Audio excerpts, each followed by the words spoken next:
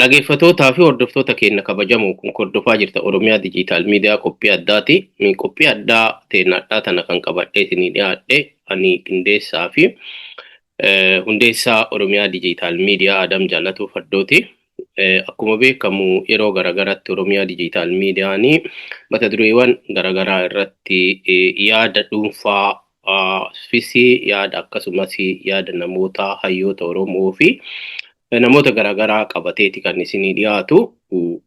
Har'allee akkuma baratame yeroo tokko tokko yoo wantoonni adda ta'an tokko jiraatanii fi akkasumas mata dureewwan irraa dubbatamuu barbaachisu yoo jiraate karaa Oromiyaa Dijiitaal Miidiyaa qabanneeti kan isinii dhiyaannu.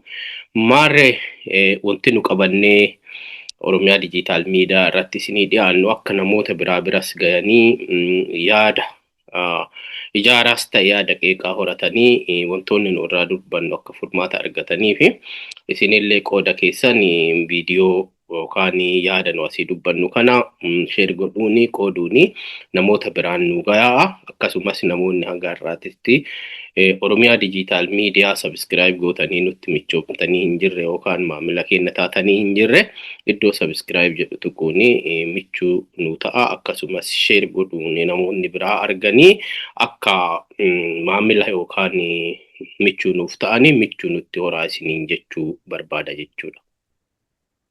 Maarree akkuma beekamu yeroo garagaraatti mata duree irraa haasa'uuf deemu mata duree tokko lama irraa dubbachuu barbaada. Innis dhimma waa'ee sooshaal miidiyaati. Dhimma sooshaal miidiyaa kana yeroo baay'ee irra deddeebi'ee irraa kaasee dubbadhee jira. Yoo kana jedhu ani dhimma sooshaal miidiyaa irratti ekspertii jechuu kiyyaa miti. Haa ta'u garuu ijji waa xiinxaluu fi namni waa argu waan tokko tokko argita. Yoo waa argite sanarraa yaada kan kee kennatta waanuma jedhuu fi irra deddeebi'ee dubbadha.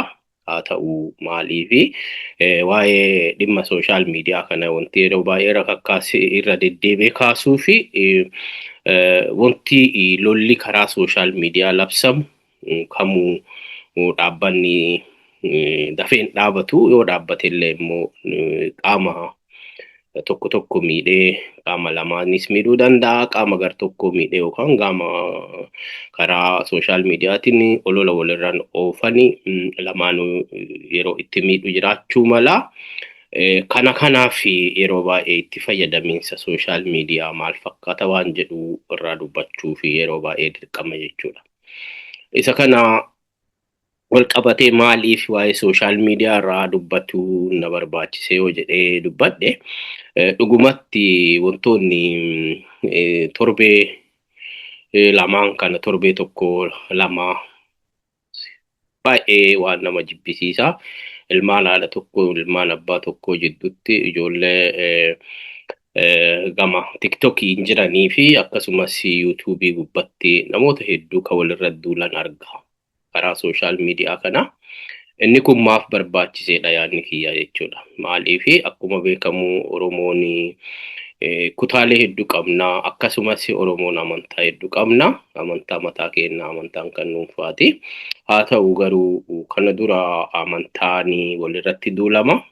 Yeroo tokko tokko yoo gama kiristaanaatiin namni waa'ee amantaa hordoftoota amantaa Islaamaa jecha darbate jecha san qabannee walitti yeroo wal loluuf yookaan jechoota silaa as namoota gurguddaarraan barbaachifne walitti yeroo daddarbannutu mul'ata ture. Amma immoo jidduu kana isaan adda ka ta'e tokkotu uumame jechuudha. Warrootuma amantaa tokko hordofan warrootuma amantaa Islaamaa hordofantu yeroo walitti duulan argaa jirra jechuudha. Inni kun maali? Tariitii amalli kun maaliif uumame jenneellee yeroo tokko tokko garagallee ilaaluu barbaachisa.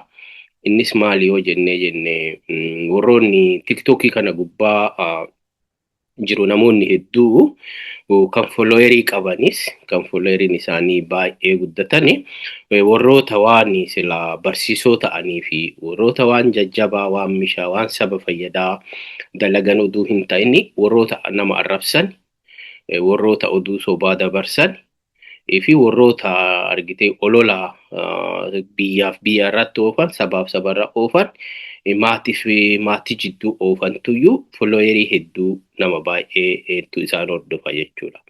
Isa kana jechuun maali jennee yeroo baay'ee namoonni hedduu in dubbatu irraa sababni isaa maali yeroo ammaa kana namni hammeenni namaa baay'atu argisiisa jechuudha. Namni kan itti michoomu kan itti hiriyyoomu bakka badiin jiru jechuudha. Badii irraa namni wal dhooguu dhabamu. Badii irratti namni wal jajjabeessu, wal miidhaa irratti, wal ajjechaa irratti, wal arrabsuu irratti, wal jibbiinsa irratti yeroo keenya gubuu irraa fi akkasumas iddoo sana gurri keenya nu hoosisee waan san dhaga'uu fi ibalu maal jedhe ibaluun akkami arrabse jennee isa diyuut gootanii jechuudha. Isa diyuut goonee namoota biraa akka ga'u goona jechuudha. Inni kun baay'ee waan nama gaddisiisaati jechuudha.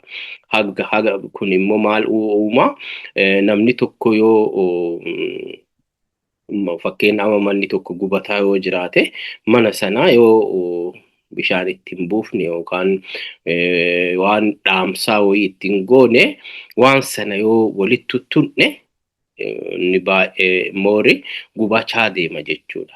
Amma nuka godhaa jirru maali yeroo viidiyoolee namoota wal arrabsanii duwiti goonu isaan wal arrabsan lamaan as cinaa kenne of cinaa kenne ofii kenna irraa yaada keenya kenninaa jechuudha. Isa kana jechuun maal jechuudha waan silaa namni jedhameeni ka jedhes dagate ka jedhameen illee dagate jedhe sana maal godhaa jirraa deebi'ee gurra namichaa san keessatti sammuu namaa sana keessatti akka bilbilu taasisna jechuudha.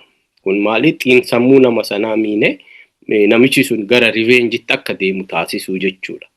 Kuni baay'ee waan nama jibbisiisaati baay'ee waan irraallee yeroo baay'ee namoonni hedduu waan kanarraa dubbataniirani waan kana dhiisaa jedhanii argaa jira sheekonni hedduu irraa haasa'uu jiranii namoonni ulamaan warra islaamaa hedduu namoonni gugurdaan nu kabajnu irraa haasa'aa jiru. Akkasuma warra dhimmoonni akkanaa kun amantaa kiristaanaa keessattis yoo ka'ee jedhu warroonni paasteroosni hedduu irraa dubbatu namoonni hayyoonni beekonni namoonni gugurdaan silaa kabajaa argatanii waan kana dhiisaa namaan jedhanii namni silaa irraan tarkaanfachuu didee dhiisuu malee dhiisuu diduuni waan kana gara hammeennatti yeroo oofe haga gosaan gosa arrabsu haga naannoo wal arrabsu haga iddoo dhalootaa yookaan kutaalee keenya kutaalee Oromoon kutaa hedduu qabna.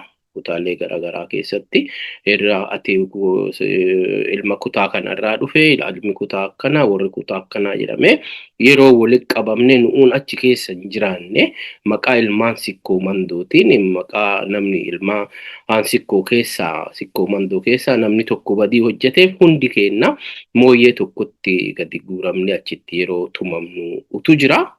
Inni kunini maaliif ta'a yoo jenne yaa hammeenni baay'achuu namni obboleeyyan idduuluu namni nama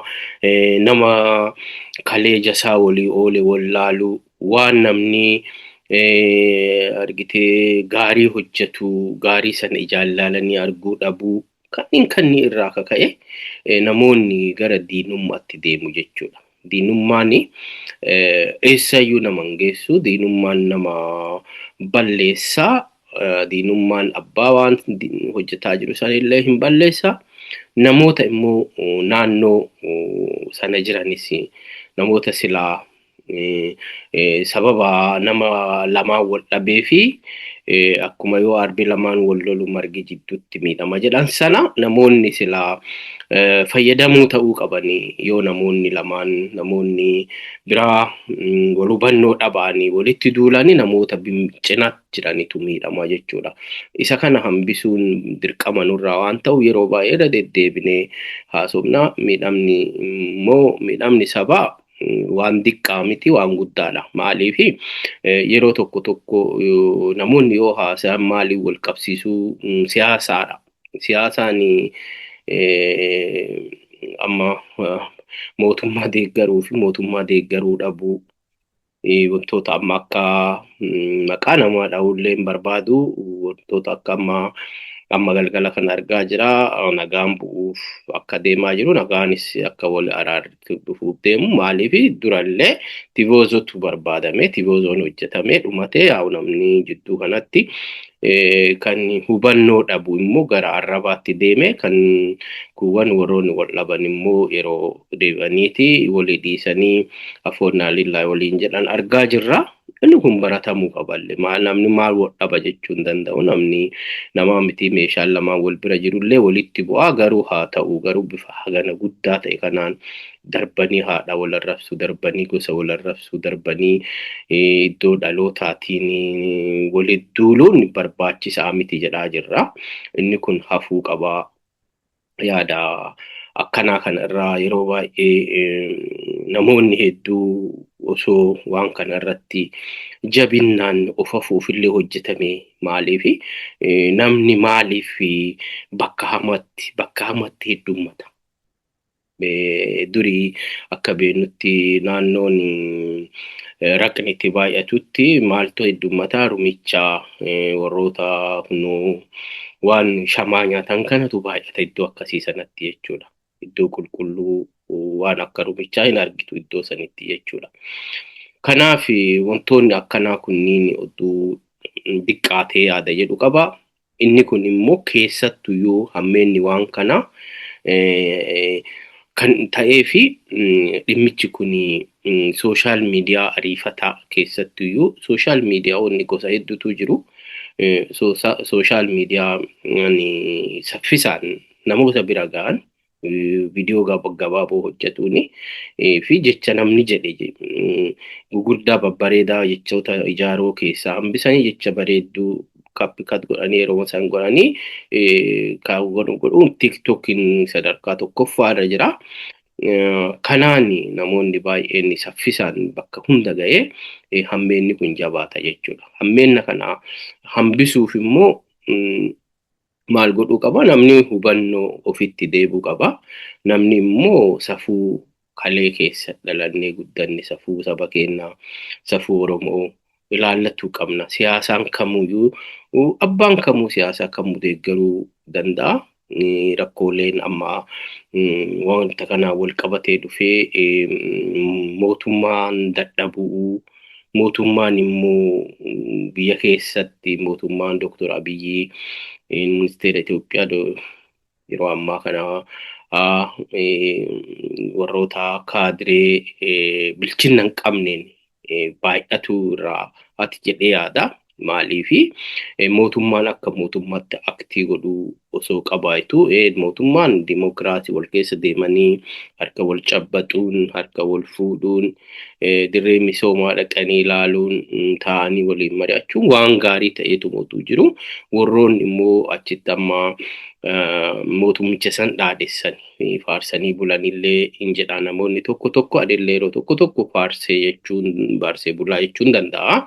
Amma fakkeenyaa fi sheekaa roobee nama ofiin jedhu anniyaa dhiifama naa godhaati maqaa namaa tuquu barbaadeeti miti. Haa ta'u garuu sheeka ani ka beeku nama amantaan kee kiristaana illee yoo ta'e nama amantaa jaalatamaa fi kabajamaa maatiin kiyyas namni hundi an jaaladhus keessa jiran keessaa nama gara amantaa kiristaanatti dhufe. Amanticha baay'ee kabajaa qabaa fi namoota achi jiran illee kabajaa qabaa jechuudha. Sheeka an ka beekuun nama arrabsuun hin beeku. Sheekni quraana qaraasisuun ilmii namatti himuun namoota wal dhaban araarsuun oolmaa isaa masjiida godhatee gara masjiidaa ooluun quraana ijoollee lafaa dhufan barsiisuu akkasumas waa hedduu wantoota misooma naannoo irratti hirmaatuuni hawaasa rakkoo keessa jiru gara rakkoo keessaa bayanii gara ifatti akka deeman taasisuun beekan sheekota hedduu qabna naannoon keessaa dhufeerraa. keessattuyyuu namoonni naannoo Arsii Nageellee jirtan hin beektanii sheekota ilmii ka jedhaman hojii isaanii hojiilee gurguddaa warroota hojjetanii warroota namoonni hedduu irraa baratee darbee jechuu hin dandeenya. Sheekota an kanaan beeka jechuudha. Amma inni dhiifama naa godhaatti sheeka Roobee, sheeka Ginnii, sheeka Goobbaa, sheeka Baalee, sheeka maalii ka jedhamu kuni naan galu kaayyoon isaa maal akka ta'e hin beekne. Warri beektan oduu naa himtanii hin barbaada. Kaayyoon isaa bifa kanaan moggaafachuun maalidha? Maal qaba of keessaa? Duuba isaa maal qabatee dhufa? Shakkiin sammuu kiyya keessa jiru waan gaarii natti waan hin taaneef dhimmichi kun gaarii miti. Isa kana warroonni amantaan hooggantoonni amantaa Islaamaa dhimmoota akkanaa kana irratti hojjetanii dhimmoota kana osoo karaa qabsiisanii yaada jedhu qaba. Namoonni anin beeku kaa sheeka kenna jedhu namoonni baay'ee sheeka Roobee kana gaafa inni gara miidiyaatti dhufu dubartii saalfachiise nama dubartii qaanesse silaa gamanaa dubartii Arsii dhugaas ta'uu baatu yoo dhugaallee ta'e yoo dhugaa ta'us baate yoo dhugaallee ta'es dhimmi karaan inni ittiin sooshaal miidiyaa ittiin beekamuuf dhufe suni anaaf sirrii miti. Maaliif tokkoffaa kabajaa dubartii nu qabnu kabajaa dubartii Arsii diqqeesseeti kan dhufe dubartiin durbummaan qabdu dubartii akkanatti miidiyaa irra baate haasoftee beekumsi argatuuf dhufu jechuun mataansaa karaa dogongoraatiin beekamuun namoonni baay'een karaa dogongoraatiin gara beekamtitti akka dhufan argisiisa jechuudha. Kanaaf ani baay'ee gaafuma waan sana dhaga'e namoonni tokko tokkos maaliif hagara dubartii Arsii dubartii teenna haadhaafaa tanuu taatu obboleettii nuu taatu haadha manaa teenna nuu taatu maaliif qaanessanii maaliif maqaa badaa isaa qabatanii isii qabatanii maqaa isiitiin maaliif beekamuuf maa barbaachise? Kana hayyoonni Oromoo maaf irraan dubbanne? Maqaballeessaan maaliif karaa kanaan dubartii hawwatii teenna irratti raawwatama? Kun ta'amuu qabu ture. Maaliif kana hunda ka fide maaliiti itti fayyadamiinsa sooshaal miidiyaa dogongora karaa dogongoraa itti fayyadamutu kana geesse jechuudha. Kanaaf sheekni Roobee kenna iddoo sanas yoo jiraachuu baate iddoon sun iddoo irra deebi'amtee ilaalamuu qabdu nama jedhu keessaa nama tokko. Kana wanti jedhuuf maali? Kabajaa dubartii diqqeessuu hin qabnu. Dubartii waa hedduu daa'imateeti, haadhateeti, soddaatii haadha manaateeti, obboleettii teeti. Ijaa kana ta'eefu isaan badii kamiyyuu haa raawwatanii bifa amma bayamee sooshaal miidiyaatti ittiin beekamuuf wanti sun dhugaas ta'uu baatu. I don't know wanti suni sheekni Roobee dubartii fuudhee durbummaa irraa dhabee akkas godhee yaada jedhu sana. Dhugaallee ta'uu baatu diraamaallee yoo ta'e yoo dhugaa ta'e numaa completely dogongora guddaa. Yoo immoo wanti suni qoosaafillee yookaan beekamtiittiin argatuufillee ta'amee jiraate dhimma kana irratti agadhaa dhiifama gaafatameen argine. Dubartiin sikkoo mandoo keessattuyyuu dubartii sikkoo mandoo bifa kanaan miidiyaa irratti maqaballeessaan irra raawwatame dhiifama gaafatamee baay'ee gammachuu qaba. Maaliif dhiifama gaafatuun hayyummaadha. Dhiifama nama godhuun illee hayyummaadha. Nama beekatu waan balleesse irraa dhiifama gaafata. Nama beekatuyyuu yoo namni dhiifama naa godhi jedhellee nama sanii dhiifama godha jechuudha. Kanaaf dhimma kana osoo akka kiyyaallee ta'uu baatee otoo akkuma hayyoota Oromootuyyuu dhimma kana keessa deddeebi'amee ilaallamame maaliifi gama waa'ee sheeka Roobeetiin dhufaa jiran kompleenii hedduu aguma jechaa kana sheekni jedhanii achi booda beekamtii miidiyaa irra dhufee asii namoota baay'ee waliin bu'ame. Namoota hedduu waliin bu'ame haga mootummaa yaa'imee nama hiisisuu dirasiillee yeroo itti gayametu ture. Haga waa hedduu maqaa kanaan maqaa beekumtii sooshaal miidiyaa yookaan tiktookii irratti foloowersii hedduu qabaachuuni namoonni wal dhabanii walitti deddeebisanii namootuma yeroo baay'ee irra deddeebi'anii wal araarsaa jiran argaa jirra. Sheekicha kana waliin jechuudha. Yeroo kanatti immoo sheekonni hedduullee sheekonnumtinuu nama kanaa yeroo baay'ee kompleenii dhiyeessan argaa jirra jechuudha. Kanaaf maaltu ta'amuu qaba? Amantaan Islaamaa kuni amantaa akka laayyootti ilaalamuu miti. Amantaa warri nafxanyaa maqaa amantaa kanaatiin saba keenya irraan gidiraa guddaa geessee jira. Gaafa ati Islaama taate Oromoodhaati. Ani Islaama ta'ullee yoo baadhe yoo Oromoo ta'e ani Islaama. Akka warra Amaaraatitti jechuudha. Akka warra nuuni Oromummaa keenya jibban warroota nu balaaleffatan biratti jechuudha.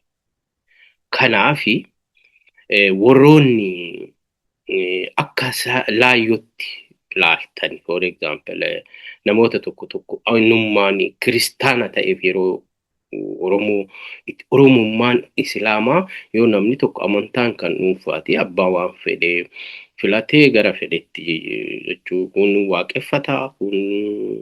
waaqeffataadha. Kun amantaan qabu kun immoo kiristaana kun immoo Islaama bifa hedduu ta'ee bakka jiraatutti maqaa kanaan yeroo itti Oromummaan Oromoo irratti duulu waan arginuufi nu immoo amantaa Islaamaa kanaafi ilmaan Oromoo hedduu aarsaa diqqaa kaffalanii jiran. Hedduu kaffalanii jiranii hin beektanii nu amantaan gargar hin baanu jedhanii warroota waliin dhumantu jira.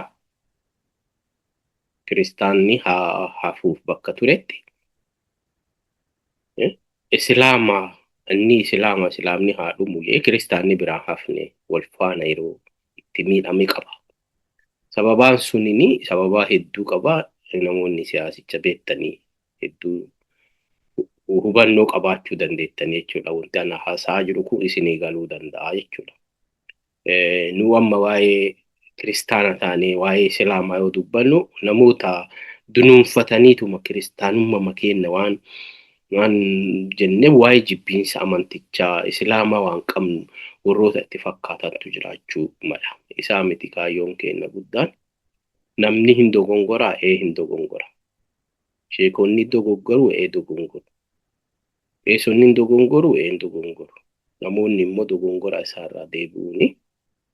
Fi dogongore saniin fi dhiifama jechuuni dirqama waan ta'eef inni immoo hayyummaadhaas waan ta'eef namoonni waan akkanaa kana karaa barbaachifneen dubartii Arsii, dubartii Oromoo, dubartii Islaamaa diqqeessitee gara beekumtitti dhuftee immoo har'a dubartii sana haga istiil agadhaa dhiifama gaafatteen arginee Sheeka Roobee dhiifama waliini. Osoo waan kanallee har'a nagaa buustaniittanii asiliifa waliin nuti guutuufa waliin namoota hedduu waliin namni kun nama sheeka ta'ee namni kun mee yoo ilaallee jennu har'amee argaa ture tiktookicha ilaalaa ture namni tokko kummaa nama dila kanaa waldhabe.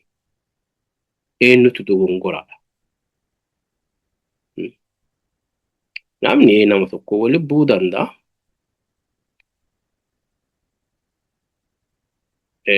Nama tokko waliin bu'uu danda'a. Nama lamaa waliin bu'uu danda'a. Dila kana hunda ammaa wal dhabe sheekichi kun. Maal waan ta'eef namootatu nama kanatti dhufe moo nama kanatu namoota kanatti dhufeen illee dirqama laallamuu qaba. Walii dhiisuun bareedaa baga walii dhiiftanii amma immoo isuma kanaan immoo itti godhamuu qabu maal inni wantoota darbanis keessa deemamee laallamuu qaba. Warroonni waan kana jalqabdan asumaanii komiin jiru akka kiyyatti an komiin dubartiin maqaa aan kennamee fi yookaan taatummaa ta'uu kennameeraaf ta'uu danda'a yookaan dhimma sirriiti ta'uu danda'a. Karaan sheekni roobee gara miidiyaatti ittiin jecha babbareedoo amma adaamaan roobee naaf fakkaachuun maal jedhu jecha sanii yaadattu jechi sun kan dubartii wal qabate jechuudha. Dubartii salphisuu, dubartii diqqeessuu, waan dubartiin durbummaa qabaachuu dhabuun haadhaa miti kan uumame seera mataa ishii qabdi gaafa dubartiin takka dubartiin arsii keessaa gaafa durbummaa hin qabaanne seera mataa qabdi malee baatee akkanatti balaaleffatamtee sooshaal miidiyaa irratti maqaan guddaan haganaa kun kennamee fi hin turre hin dhageenye keessattuu amma ka kennamee fi nama sheeka ilmii beeku nama qara'ee beeku nama waa'ee amantaa waa'ee safuu waa'ee hedduu sirri beekuun wanti kun ta'e. Inni kun immoo istiil warroota yakkisu irraan raawwatameef beeku gaafatameera ta'uu danda'a viidiyoolee argine waan kana keessa deebi'amee laallamuu qaba. Laallamee dhiifama gaafatamuun dirqama jedhee yaada. Yoo ta'uu baate immoo dogongorumarraan dabalaa akka maarra nama tokko nama 7-8 miidiyaa takka irratti nama 7-8 kan wal dhabe mata duree garaagaraa irratti jechuudha. Namoonni sunniin kan wal dhabanii jiratan mata duree garaagaraati. Mata duree wal fakkaanne irratti namoota wal dhaban yeroo ta'anii araarsan argaa turre. Kuniin maaliif hagana ta'u? Maaliif hagana hunda hammaanna? Maaliif hagana hunda walitti hammaanna? Maaliif hagana hunda diinaaf dabarsinee wal kennina ilmaan haadha tokkootiin ilmaan abbaa tokkootiin Oromoodha maa Baalee Arsii tokkoma hundi kennaa tokkoma Hararii tokko Jimmaa tokko Wallaggaa tokko hundi kennaa tokko jechuudha. Oromoon Oromoodha. Nu maqaa Oromoo yookaan cafaqamne tumamne arrabsamnee jiraataa jirra jechuudha. Mootummaa deeggaruun waan biraati. Mootummaa haa deeggaramu. Mootummaa nu deeggarinaa hin jenne. Mootummaa nullee hin deeggarra. Hin qeennas hin deeggarras jechuudha. Akka namoota warra mootummaa deeggaranii waan tokko bichaa deeggaruu bichaan qabannee hin deemnu jechuudha. Mootummaa haa kufuu jechuutti hin jiru. Mootummicha hojii isaa hojjetu. Yoo hojii gaarii hojjete good jennaani jabaadhu jennaani. Yoo dogongore immoo no asii dogongora waan kana asirraa jennaan maaliif mootummaan nu jechuudha. Mootummaa uummanni mootummaa uummata san keessaa qaama tokko nama tokko jechuudha. Kanaaf dhimma kana irratti irra guddaa ishuu an kaasuu barbaadee fi wanti irra deebi'amee laallamuu qaba jedhee yaadu tokko iddoo maqaballeessaa dubartii Sikkoo Mandoo irratti raawwatame agaadhaa osoo dhiifaman gaafatanii beekumtiin miidiyaa itti argatame kana hayyoonni Oromoo akkamiin laalaa namni akkamiin laalaa wanti kun maaliif jechuun qoosaa fakkaata. tapha fakkaata namoota waan argitanii watti namni waaree taa'ee qoosu fakkaata. Garuu irri keessi isaa daanjirees ulfaata hammeenna qaba. Hammeenna kanaaf dubartii fi qalanii naqanii fixachuun dirqama jedhee yaada. Kana namoonni na deeggartan namoonni wanti an jedhaa jiru kun isinii gale waan kana irratti of afuutti deema. Yoo wanti kunini yeroo gabaabaatti bifaan jedhaa jiru kanaan dhiifaman gaafanne nu Oromiyaa Digital Miidiyaan hayyoota irratti affeerre xiinxala irraa kennisiisna jechuudha. Qaama dhimma kana Sheeka Roobeelillee dhiyeessine yaada akkamitti explainii akka ibsu yaadichi inni jechuu maal jechuu barbaade akka jedhus yoo heeyyamamaa ta'e isinii dhiyeessina. Asumaan wanti guddaan maali wal dhabuun hojii seexanaati. Kan wal nama dhabsiisu seexana. Namni wanti wal dhabuu fi waa hedduu irra wal dhaba bu'aa irra wal dhaba irra guddaan. Garuu namni bu'aa irra wal dhabe san cina dhiisee deebi'ee walii galuun waan guddaa fi waan guddaa caale tokko. Kanaaf Basilis dabalatee Sheeka Roobees dabalatee Murtii Guutoos dabalatee akkasumas Hamzaa Ajjiifaas dabalatee namoonni Sheeka Roobeetiin wal dhabdanii Alex Taayyeefaa namoonni hedduun Sheeka Roobee walii adda nagaa buusuu keessaniif baay'ee gammachuun qaba. Immoo wantoonni akkanaa kun deebi'ee oduu deddeebuu baateen immoo dhaamsa kiyya. Maaliifi wanti akkanaa kunniin deddeebi'ee gaafa deddeebi'aa deeme maal fidaa deemaa adda fageenya keenya uumaa deema jechuudha. Oromoof Oromoo jidduutti. Obboleeyyan tokko jidduutti adda fageenyi uumamaa deema.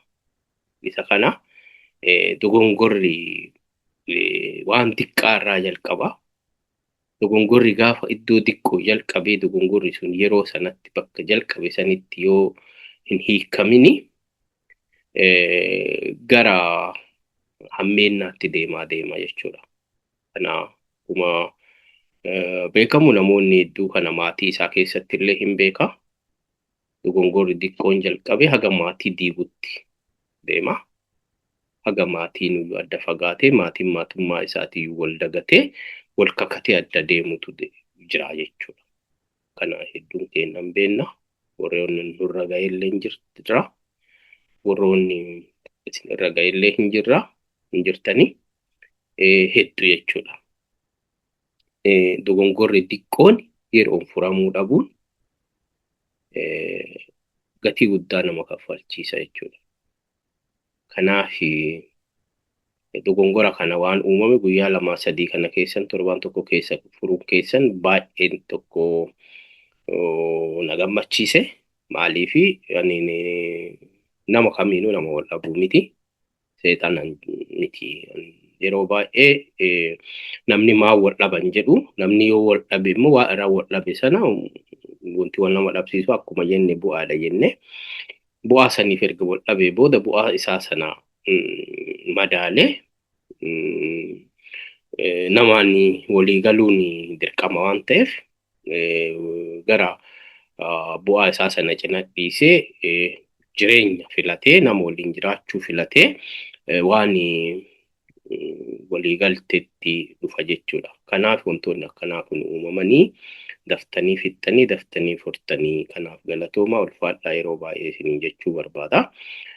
Inni biraa immoo kanumaan bira darbee inni biraa immoo waa'ee kana yeroo biraa bal'inaan irraa haasa'aa haa ta'u highlight like jechuuf waan tokkoof Maaliiti yeroo ammaa kana akkuma beekamu diinagdeen biyya keenya keessatti dadhabuurraa kan ka'e namoonni sadarkaan namni keenya qabeenyaan hiyyummaan keessa jiru heddummatee baay'atee gidiraan hedduu waan jabaatee fi namoonni aadaa tokko godhatanii gamuma sooshaal miidiyaa kanarratti waan tokko qabatanii yeroo baay'ee dhufu. Innis maali yoo jenne ebaluun rakkatee ebaluun waa kadhatu jechuudha. Amma warra waa rakkate namoota rakkatanii gama tiktokiitiin haa ta'u gamoota garaagaraatiin maallaqa waliin sassaabantu baay'ate. Amma yoo ilaallee jennu warra guddaa kana yoo ilaallee jedhu taa'ee ilaalaa yeroo tokko yeroo boqonnaa argadhu waan argu kanneen keessaa warra gargaaramoota caalaa warra gargaarsa gaafatutu baay'ate. Immoo yoo arginu laayif istaandardiin warra kadhatamuufi sun ka jijjiiramuun arginu. Warri immoo waa kadhatan istaayiliin isaanii uffata irraa, nyaata irraa, qaama irraa, waa hedduu irraa guyyaa guyyaatti jijjiirama jechuudha. Kun maali? Maaltu jira? Dhuguma namoonni kun dhuguma rakkatee kadhatamaa jiraafi? Okay. Yoo rakkatee kadhatamaafi jiraate maaliif namni kadhatameef suni rakkoo isaa mudatee gargaarsa gaafatameef sana keessaa maa bayuu dadhabe? Maaf baruma baraan achi jiraate? Inni kun laallamuu qaba. Warroonni gargaarsa namoota rakkatanii karaa garaagaraatiin gaafataa jirtan hedduu keessanii mee dhaabbadhaa of laalaa. Dhimmicha amman jedhaa jiru kanallee mee ilaalaa. Namoonni immoo waa kenninu. Namoonni gargaarsi kun bifa hedduutiin dhufuu danda'a. Bifa hedduun gargaarsi kennama. Bifa tokko immoo gama tiktokiitiin waan qabu ka darbu jira. Kun immoo gaafatame baankii irratti garaagaraatiin maallaqa namaa erguun hedduu inni gargaarsi geggeeffama. Kanneen keessatti hedduu keessatti hirmaanneerra. Haa ta'u jiruun yookaan rakkoon lama sanii nama gargaarsa gaafatamee fi sun ka furamuun argine stiil. Namoonni immoo karaa isaanii irraan gargaarsi sun kennamu yeroo baay'ee istaandardiin jiruu isaanii ka jijjiiramee akka nama bakka hojii gurguddaa NGO keessa hojjetanitti yeroo jiruu bareedaa jiraatan argina. Inni kun maal of keessaa qaba? Maaliif ta'e kun? Ka jedhu namoonni maallaqa kennuun qofti gahaa miti. Kennuun bareedaadha waan qaban irraa namaa kennuun gaariidha. Karaa amantaa Islaamaatiinis, karaa amantaa Kiristaanaatiinis, karaa amantaa kamiinuu fi haa ta'u akkasumas huumaanitiin illee akka dhala namummaatiin illee namni waan qabu irraa walii qoodu, waan qabu irraa namaa kennu kuni aadama jiru bareedaadha. Garuu waan kennine sana karaa ittiin kenninee fi waan kennineef sana oduu duuba deebinee ilaallee gaariidha. Ani kana wanti kaasee fi yeroo baay'ee yeroo ammaa kana warroota gargaaraman caalaa warroota gargaarsa guurantu baay'eedha. Immoo deebi'ee achumatti warroonni jiruun isaanii jijjiiramee fi sadarkaa bareedaa irra jiran warroota gargaarsa guuran san malee warroota gargaarsi guuramee fi miti. Isa kana akka beennu barbaada. Waan kana yoo beennee jenne utuu warroonni gargaaru kallattimaanii warroota gargaarsa barbaadan sana haga danda'ameen waan qabnu yoo kennuufi barbaanne daayirekti warra sana daayirekti abbaa dhimmichee ilaallatu osoo kennine kanaaf wanti suni kallattiin komishiniin oduu irraa hin nyaatamin osoo mallaqni jidduutti hin badini fi rakkoon namicha sana irra ga'ee jiru akka furamuu fi kallattiin namicha san gargaara waan ta'eef oduu dandeenye dhibannee nama gargaaruu barbaannu san qunnamnee osoo karaa saniin karaa namicha waa kennuu fi barbaannu sanii osoo kennine yaada jedhu qaba. Kuni baay'ee waan irratti hojjetamuu qabu. Rakkataan bara maraa hin jiraata, rakkataan guyyaa maraa hin jira. Karra qabus boru dhabuu danda'a. Kanarran qabaa boru dhabuu danda'a. Beeku kun hojii rabbiiti. Fayyaanis akkuma sanii. Ani fayyaa dhabee kadhataniif har'a nu hojjannee bullaa waan hojjannee nyaannuuf tarii womaa waan maallaqaa ittiin jiraannu waan hojjannee argannuuf ittiin nyaataarra jiraataarra jechuu dandeenya. Boru immoo gaafa fayyaa dhabne waan taanu hin beeknu. Fayyaan faayaa akkuma jedhamu sana. Kanaaf namoonni dhibamanii waa adda addaati rakkina fayyaatiif maallaqa walitti sassaabamee guuramuufis yoo jiraate warroonni har'a fayyaa fakkaannu boru fayyaa dhabuu dandeenya waan ta'eef waan kanas jabeessaa jala muraa ilaala. Maallaqa gargaaramtootaaf walitti qabame osoo ofii kennaa dhimma dhuunfaa kennaatiif oolfatuu baanneen yaada kiyyaa kun mata durichaa yaa hubannoo maafi mata duree kana irratti hundi keenya hojjechuu qabna. Waan kana immoo hambisuu fi maaliif namni gargaaramuu akka qabuuf maaliif namoonni tokko tokko nama gargaaruurraa fagaatu kana ilaalanii fagaatu jechuudha. Dhimmoota akkanaa kana ilaalaa fagaatu jechuudha. Wanti gargaaru suni nama sana bira ga'uu dhabuu qaamni biraa immoo maallaqa kana nyaataa jiraachuu arganii furmaata jedhanii wantoonni isaan fudhatanii namoonni tokko tokko maali maallaqa ofii baasuu dhiisuu nama gargaaruu dhiisuun furmaata jedhanii warroota yaadantu jira jechuudha. Anaaf furmaanni isaa miti. Nama gargaaruun namummaadha. Nama gargaaruu hin dhiisnu. Nama gargaaru. Nama gargaarsa barbaadu. Nama rakkate haga lubbuun jiru nama rakkataa biraan dhaabbannu hin gargaarra. Waan qabnu cinaa dhaabbanna jechuudha. Garuu hoo waan godhaa jirru sana hordofnee duukaa buunee arguudha qabna. Nama gargaaraa jiru sana maallaqni nama gargaaraa jiru eessa gayaa jira? Maal godhaa jira? Eenyutu ittiin fayyadamaa jira? Akkam ta'e akkamitti bade waan jirullee hordofuudha qabna. Kanaaf kana hubannoo fi hundumti keessanuu yaada kana irratti osoo hojjenne wal jijjiirraa ofillee jijjiirraa namni hedduu maatii keessatti illee rakkoolee hedduutu jira. Rakkoolee maatii keessa jiru siin furra. Kan furanii yaadaani gochaani wantoonni hundi sirrii miti. Wantoonni hundi illee hamaa miti. Wal makaadha.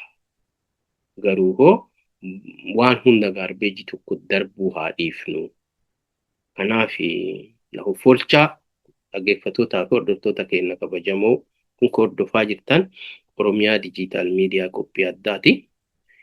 Akkuma dhageettan mata dureewwan lamaan kana irratti yaada kiyya waan dhagahame waan silaa furmaata ta'allee jedhu kaaseera. Isa kana immoo yaada dhuunfaa kiyyaati.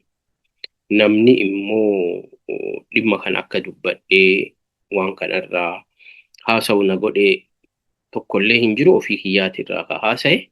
Wanti irraa haasa'eef maaliif waan furmaata qaba argachuu qaban jedhee yaadu jechuudha. Kanaaf namoonni wanta kana deeggartanis namoonni deeggarres dhimmicha kana sheer godhuu facaasu wal biraan gayaa. Namoonni immoo yaada kennuu barbaadan nu qunnama karaa bilbila keenyaa duwwaa duwwaa 47 91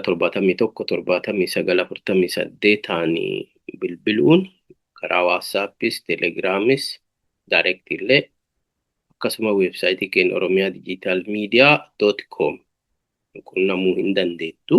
Yaada keessan fudhanna. Yaadni keessan yaada ijaaraati. Kanaaf sagantaan kiyya gabaabduun guyyaadhaa kanumaan xumura. Waan hordoftaniif horaa deebanaa isiniin jedhaa. Yaada kana facaasuun wal biraan gayaa. Haga sagantaa biraatiin deebinee wal arginuu fi kanumaan nagayaan naan turaa isiniin jechuu barbaada.